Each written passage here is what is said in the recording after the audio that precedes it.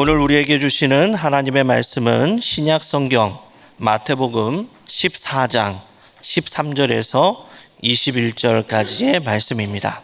예수께서 들으시고 배를 타고 떠나서 따로 빈들에 가시니 무리가 듣고 여러 고을로부터 걸어서 따라간지라. 예수께서 나오사 큰 무리를 보시고 불쌍히 여기사 그 중에 있는 병자를 고쳐 주시니라. 저녁이 되매 제자들이 나와 이르되 이곳은 빈들이요 때도 이미 저물었으니 무리를 보내어 마을에 들어가 먹을 것을 사 먹게 하소서. 예수께서 이르시되 갈 것 없다. 너희가 먹을 것을 주라. 제자들이 이르되 여기 우리에게 있는 것은 떡 5개와 물고기 2마리뿐이니이다. 이르시되 그것을 내게 가져오라 하시고 무리를 명하여 잔디 위에 앉히시고 떡 5개와 물고기 2마리를 가지사 하늘을 우러러 축사하시고 떡을 떼어 제자들에게 주시매 제자들이 무리에게 주니 다 배불리 먹고 남은 조각을 12바구니에 차게 거두었으며 먹은 사람은 여자와 어린이 외에 5,000명이나 되었더라. 아멘. 기적의 사전적 의미를 살펴보면 다음과 같습니다. 사람의 힘으로는 할 수 없거나 생각할 수 없는 신기한 일을 말합니다. 또는 주로 기독교에서 신에 의하여 행하여졌다고 믿어지는 일을 말합니다. 이 두 가지 정의를 종합해보면 기적은 사람의 힘이 아닌 주님의 손을 통하여 이루어진 것이라고 말할 수 있겠습니다.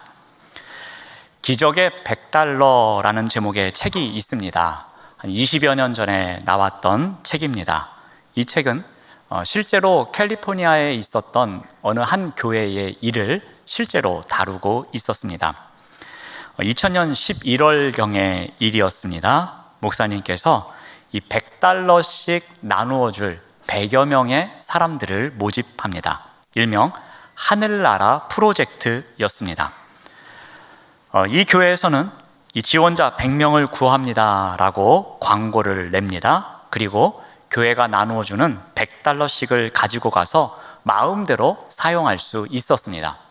근데 전제 조건이 3가지가 있었습니다. 첫 번째 조건은 이 돈은 내 돈이 아니라 하나님 돈이라는 마음을 가져야 한다는 것입니다. 두 번째 조건은 이 돈은 어디에 사용하든지 관계가 없는데 하나님의 나라를 위해서, 하나님의 나라 확장을 위해서 사용되어야 한다는 조건이었습니다. 세 번째 조건은 90일이 지난 이후에 전교인 앞에서 그 결과를 보고해야 한다는 조건이었습니다. 이렇게 부담스러운 조건이 달려 있으니 지원하는 사람이 얼마 없었습니다. 그러자 주일 예배에 설교를 통해서 홍보를 하고 그러자 이 $10,000는 모든 교인들에게 또 넘겨졌습니다. 그 돈을 받아간 사람들은 이제 거룩한 부담감을 갖고 고민하기 시작합니다. 자기 돈이었으면 마음이 편할 텐데 이 내 돈이 아니라 하나님 돈이라고 하니까 이 마음속에 밀려오는 부담감이 이만저만이 아니었습니다. 그리고 그 이전에 $100를 쉽게 쓸 수 있었지만 이제는 이것을 하나님의 나라 확장을 위해서 사용해야 한다고 하니 어디에 써야 할지 고민도 많이 합니다. 드디어 90일이 지납니다. 결과 보고회가 열립니다. 많은 사람들이 그 놀라운 결과를 듣고서 감동의 눈물을 흘립니다. 간증하는 사람들도 이 감동의 물결 속에 빠져듭니다. 그 $100들은 다양한 곳에서 다양한 기적을 창출해냈습니다. 어떤 이는 불치병 어린이 환자에게 책을 읽어주기 위해서 이 $100를 사용하여 그 책을 구입합니다. 또 어떤 이는 노숙자에게 담요를 제공하기도 합니다. 어떤 이는 기독교 영화가 상영될 수 있도록 그곳에 기부를 합니다. 어떤 이는 이 취지를 친구들에게 설명했더니 친구들도 나도 동참하겠다면서 그들도 돈을 모아서 $6,000를 만드는 경우도 있었습니다. 어떤 이는 아기를 유산하고 슬퍼하고 있는 엄마에게 이 꽃을 선물하면서 또 위로를 하기도 합니다. 어떤 사람들은 미혼모의 보조금으로 기부를 합니다. 또 교도소 사역을 위해서 기부하기도 합니다. 또 멕시코에서 온 무주택자들을 위한 주택 마련을 위한 기금에 기부하기도 합니다. 다양한 곳에 다양한 방식으로 다양한 사람들을 위해서 이 100달러씩이 쓰여지기 시작합니다.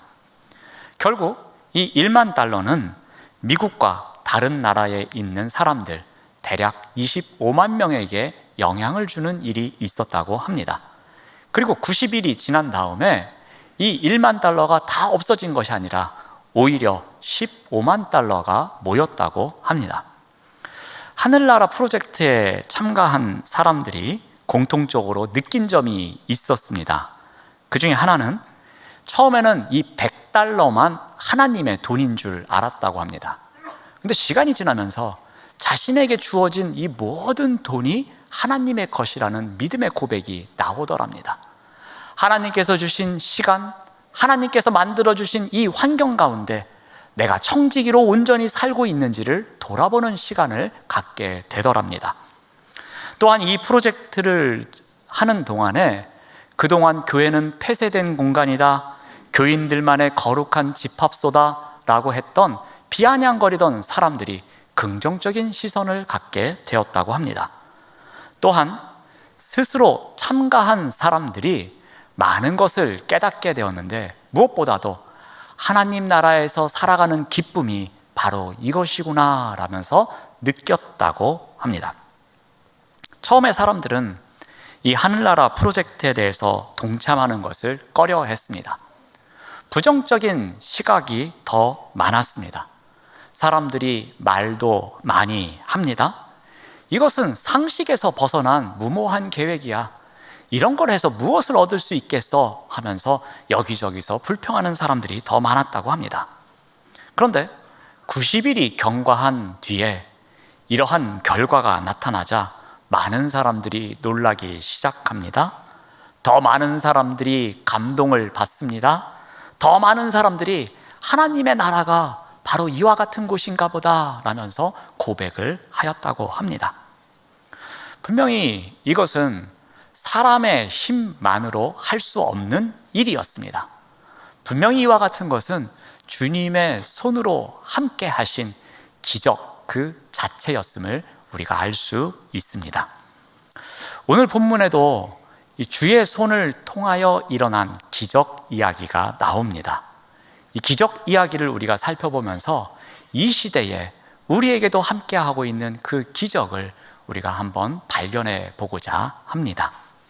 먼저 이 주님의 손을 통하여 일어난 기적은 어디에서 시작하는가입니다.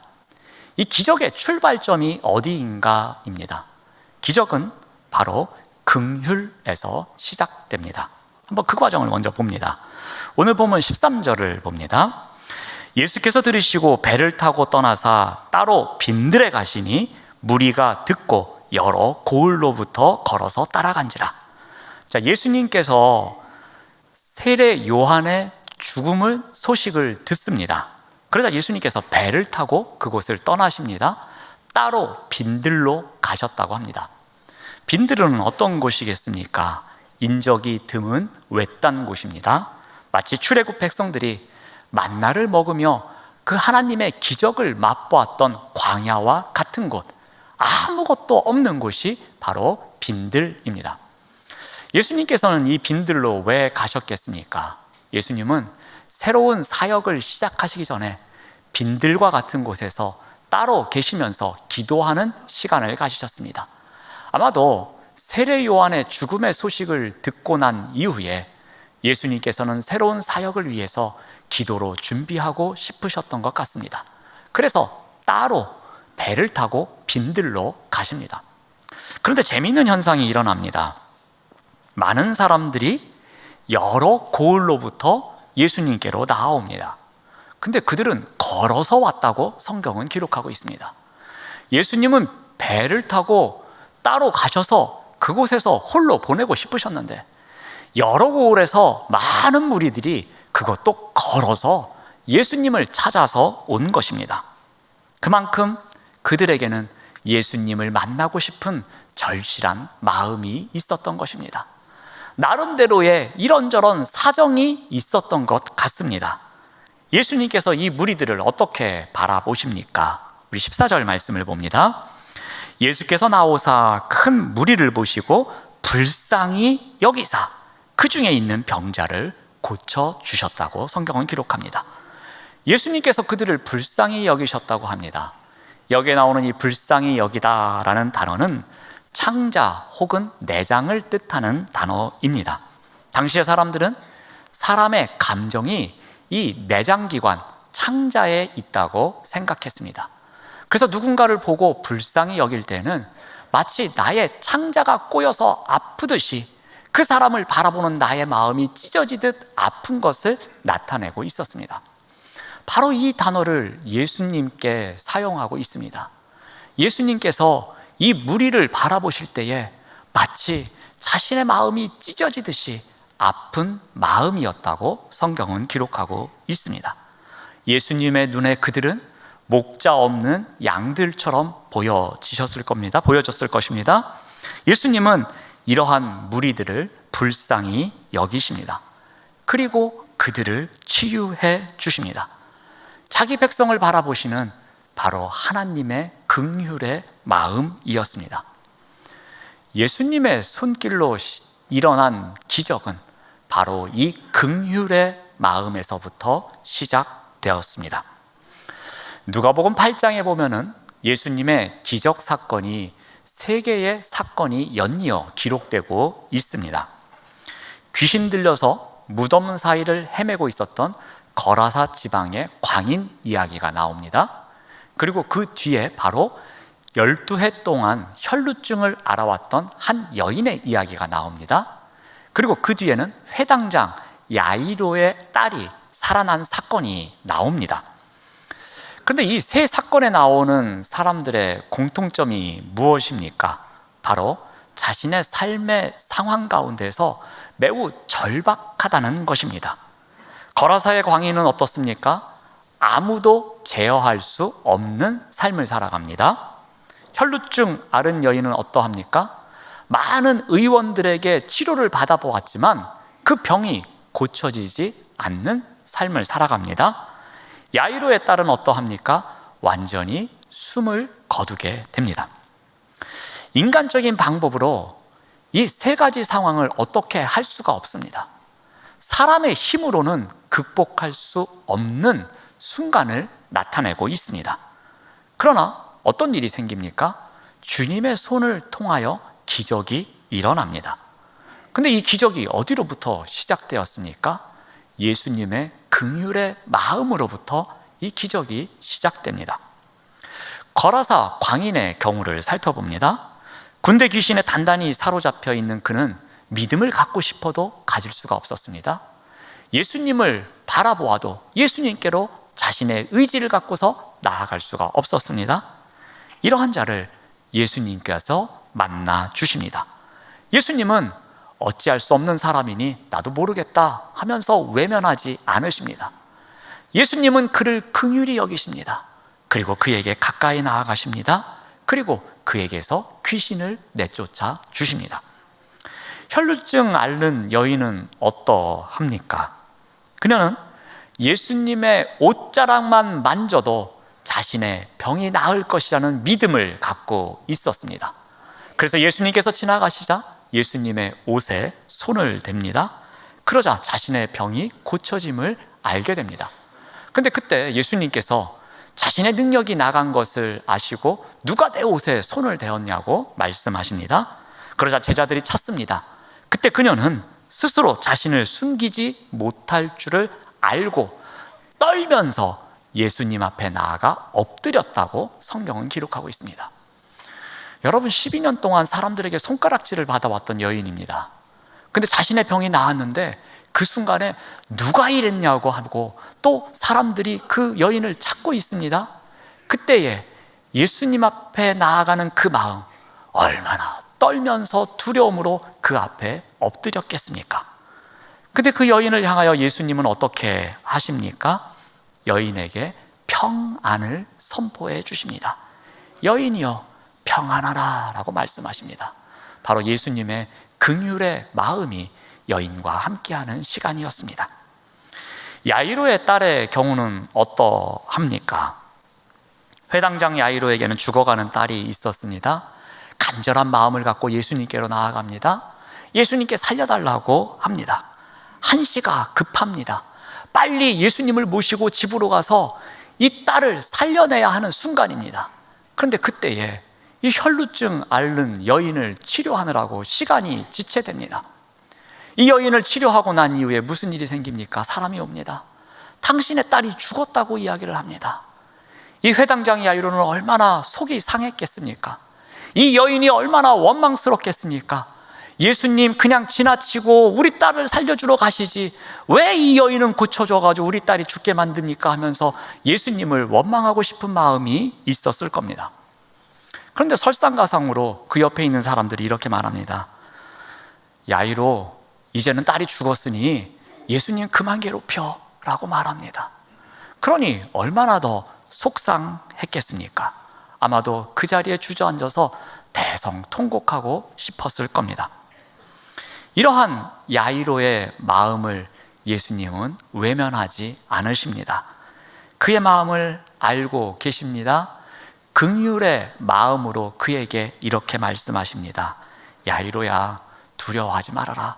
내 딸은 죽은 것이 아니라 지금 자고 있다라고 위로의 말씀을 해주십니다. 여러분, 기적은 주님의 긍휼에서 시작됩니다. 우리의 힘으로 아무것도 할 수 없는 바로 그 순간, 우리의 눈물을 보시는 주님의 긍휼에서 기적이 시작됩니다. 우리의 능력으로 아무것도 할 수 없는, 우리의 힘으로는 어떠한 것도 할 수 없는 그 순간에 통곡하며 주님 앞에 매달리고 있는 우리를 바라보시는 주님의 긍휼에서부터 기적이 시작됩니다. 주님의 기적에서 시작된 이 주님의 손길을 통한 기적은 이제 어디까지 나아가는가 하면은 우리의 상식을 넘어서는 데까지 갑니다. 빈들의 큰 무리가 몰려듭니다. 예수님께서 그들의 병을 고쳐주시는데도 많은 시간이 필요했을 겁니다. 그런데 어느새 점점 날이 저물어 갑니다. 제자들의 마음은 다급해져 갑니다. 15절 말씀을 봅니다. 저녁이 되매 제자들이 나와 이르되 이곳은 빈들이요 때도 이미 저물었다고 합니다. 저녁이 된 빈들입니다. 이 두 가지 배경을 강조하고 있습니다. 첫 번째는 시간적 배경입니다. 저녁이 되었다고 합니다. 해가 집니다. 아무것도 할 수 없는 시간임을 알려주고 있습니다. 공간적 배경이 나옵니다. 빈들입니다. 아무것도 없는 곳입니다. 그곳에는 이 무리들을 위해서 해줄 수 있는 것이 아무것도 없는 곳임을 이야기합니다. 이러한 때에 필요한 상식은 무엇이겠습니까? 제자들이 생각하는 상식은 무엇이겠습니까? 15절 말씀을 계속 봅니다. 무리를 보내어 마을에 들어가 먹을 것을 사 먹게 하소서. 제자들의 눈에 들어온 것이 무엇입니까? 해가 지고 있습니다. 사람들은 많이 있습니다. 빈들입니다. 그렇다면 이들이 저녁 식사를 어떻게 해결해야 하나 염려하기 시작합니다. 그래서 그들이 생각한 상식은 무엇입니까? 그들이 갖고 있는 상식은 무엇입니까? 이들이 고을로 돌아가서 각자 먹을 것을 사 먹게 해야 하는구나 라는 생각을 하게 됩니다. 그래서 그 제자들은 예수님에게 어여 이 무리들을 마을로 돌아가서 먹을 것을 사 먹을 수 있도록 말씀하십시오 라고 지금 예수님께 당부하고 있는 상황입니다. 일상적인 삶의 방식입니다. 논리적으로 보아도 전혀 문제가 없는 상황입니다. 상식에 맞는, 그리고 이성적으로 판단한 것처럼 보여집니다. 그런데 예수님의 반응은 어떠합니까? 우리 16절 말씀을 봅니다. 예수께서 이르시되 갈 것 없다.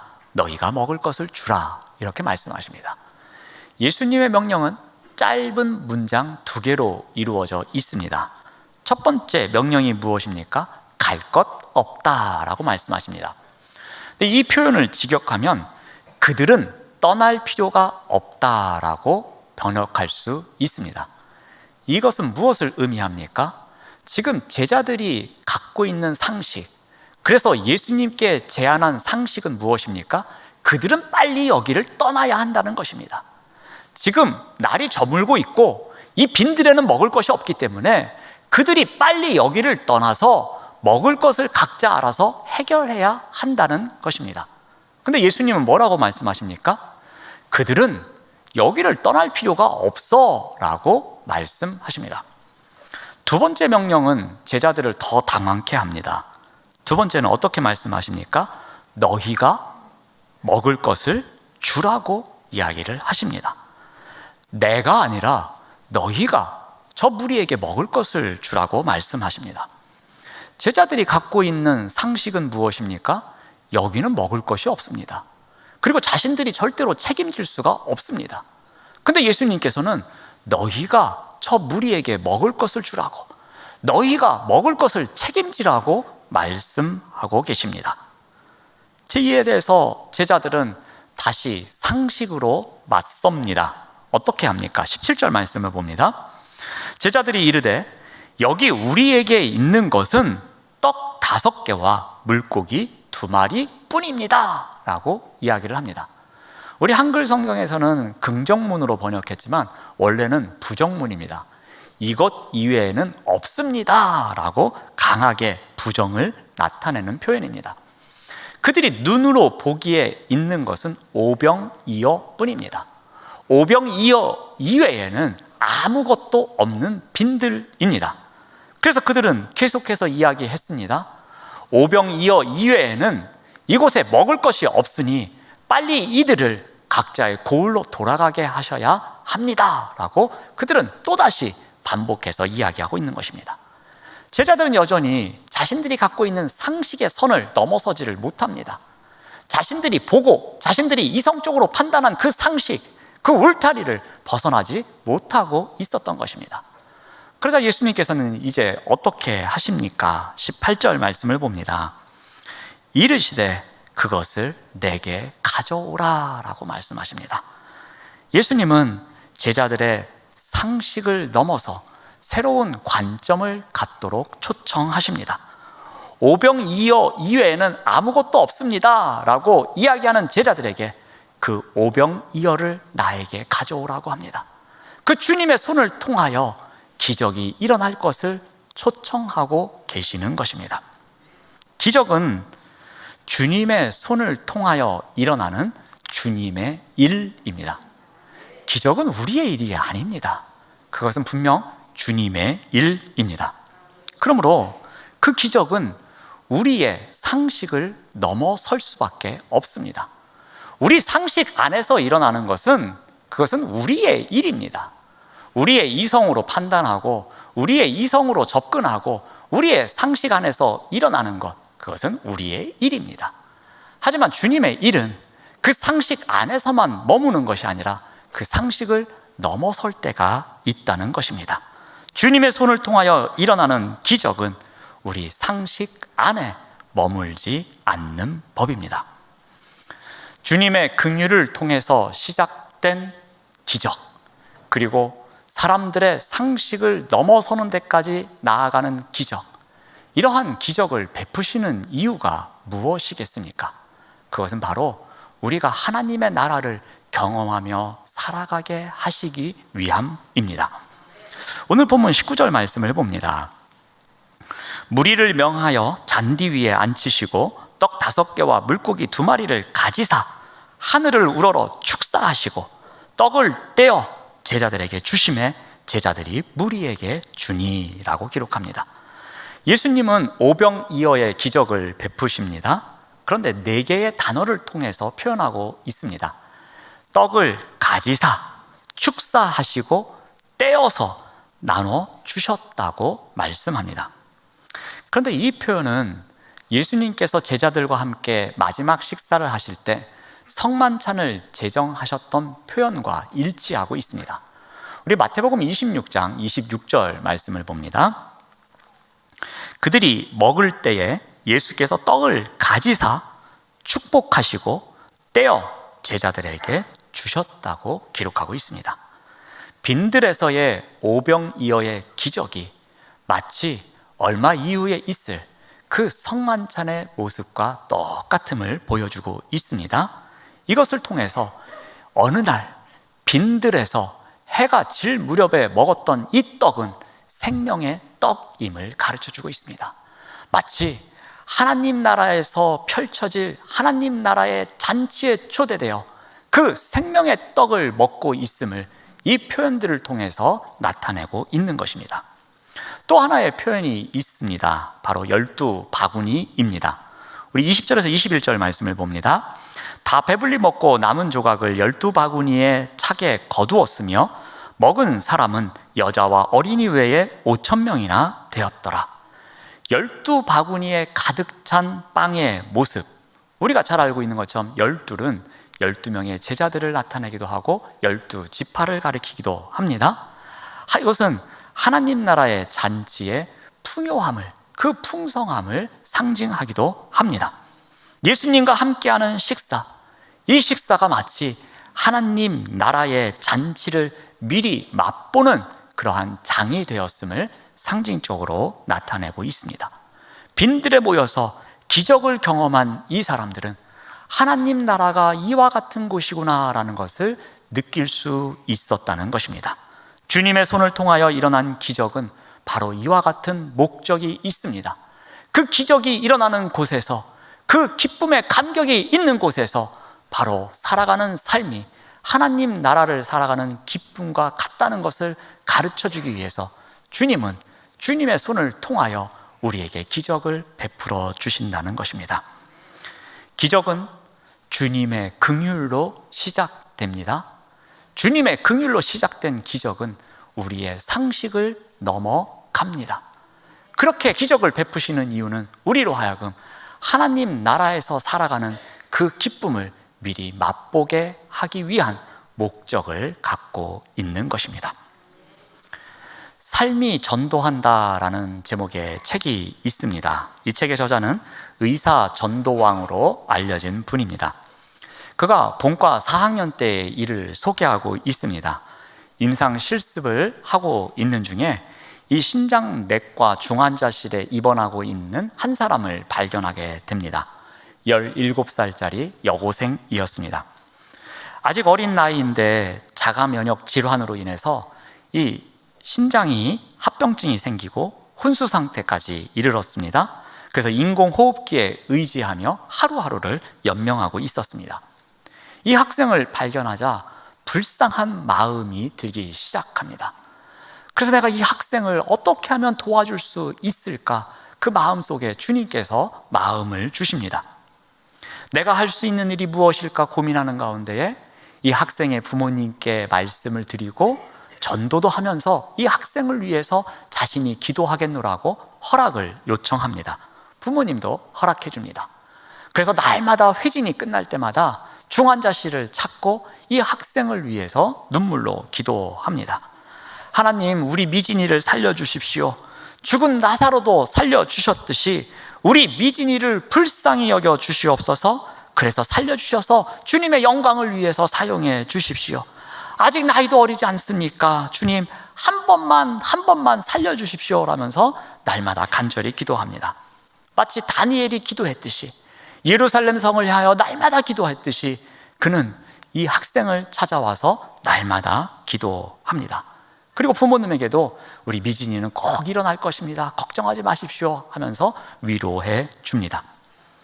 그런 가운데 이제 이분이 병원을 옮기게 됩니다. 자, 그러면서 이 미진이를 조금씩 잊어갑니다. 상식입니다.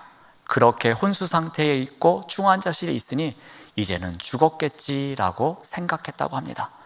지금쯤은 하나님 나라에 가 있겠지라고 생각했다고 합니다. 그렇게 잊혀지고서 18년의 시간이 흘렀습니다. 부산에서 열린 어느 집회를 갔는데 그 집회가 끝난 이후에 사람들과 다과를 나누고 있는데 30대 중반의 한 여인이 다가오더랍니다. 그러더니 반가운 표정으로 인사를 하며 교수님, 저 누군지 아시겠어요? 라고 묻더랍니다. 누구인지 잘 모르겠다고 죄송하다고 답변을 하자 제가 바로 18년 전에 사경을 헤매던 그 중환자실에 있던 미진이입니다 라고 인사를 하더랍니다. 교수님께서 제가 학생 때에 중환자실에 매일 들러서 저를 위해 기도해 주셨다는 것을 어머니에게 들었습니다 라고 말합니다. 제가 기적적으로 회복되어서 이제는 간호사가 되어서 병원에서 사람들을 섬기며 살아가고 있습니다 라고 말하더랍니다. 또한 그때는 우리 가족이 아무도 예수님을 믿지 않았지만 그 이후에 예수님을 믿고 지금 신앙생활 잘하고 있다고 이야기하더랍니다.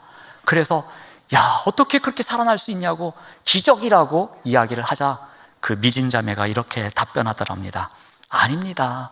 다 주님께서 하셨습니다 라고 답변하더랍니다. 사랑하는 여러분, 기적은 분명히 하나님의 일입니다. 주님의 손을 통하여 일어나는 일이 기적입니다. 그것은 우리의 일이 아닙니다. 우리가 왈가왈부할 일이 아닙니다. 그런데 중요한 것이 있습니다. 이 기적은 하나님만을 위해서 일어나는 것이 아닙니다. 하나님께서 우리를 긍휼히 여기셔서 우리를 위해서 하시는 일, 그 일이 바로 기적입니다. 하나님께서는 오늘도 우리를 위해서 이 기적을 준비해 주십니다. 그러므로 우리는 우리를 긍휼히 여겨 주시옵소서라는 기도의 자리에서 살아가야 할 것입니다. 우리의 상식을 넘어서는 믿음을 갖도록 인도하여 주시옵소서라면서 우리의 믿음을 굳게 가져야 할 것입니다. 우리가 하나님 나라를 경험하며 살아갈 수 있도록, 그 기적을 행하시는 주님을 따라갈 수 있도록 결단하는 삶이 우리에게 있어야 할 것입니다. 사랑하는 여러분, 우리의 주변을 조금만 더 관심을 갖고 돌아보시기 바랍니다. 그렇다면 주님의 손을 통하여 우리를 향한 기적의 손길이 너무나 많은 것을 발견할 수 있을 것입니다. 그래서 날마다 우리의 입술을 통해서 다 주님께서 하셨습니다 라는 고백, 그러한 놀라운 간증이 넘쳐나는 삶을 살아가게 될 것입니다. 그 기쁨과 감격이 있는 그곳이 바로 하나님 나라를 살아가는 경험이 되는 것입니다. 사랑하는 여러분, 주님의 손길을 통하여 일어나는 기적으로 나를 온전히 세우고 우리의 이웃을 온전히 세우고 우리의 공동체를 온전히 세워가시는 우리 모두가 되시기를 바랍니다. 기도하겠습니다. 하나님 감사합니다. 기적은 주님의 일입니다. 하지만 그 기적은 우리를 위한 주님의 긍휼에서 시작됨을 믿음으로 고백합니다. 우리를 긍휼히 여겨 주시옵소서. 주님의 손길을 통하여 기적의 삶을 살아가도록 인도하여 주시옵소서. 그 기적으로 나와 이웃과 공동체를 세워가는 삶이 되도록 인도하여 주시옵소서. 예수님의 이름으로 기도드립니다. 아멘.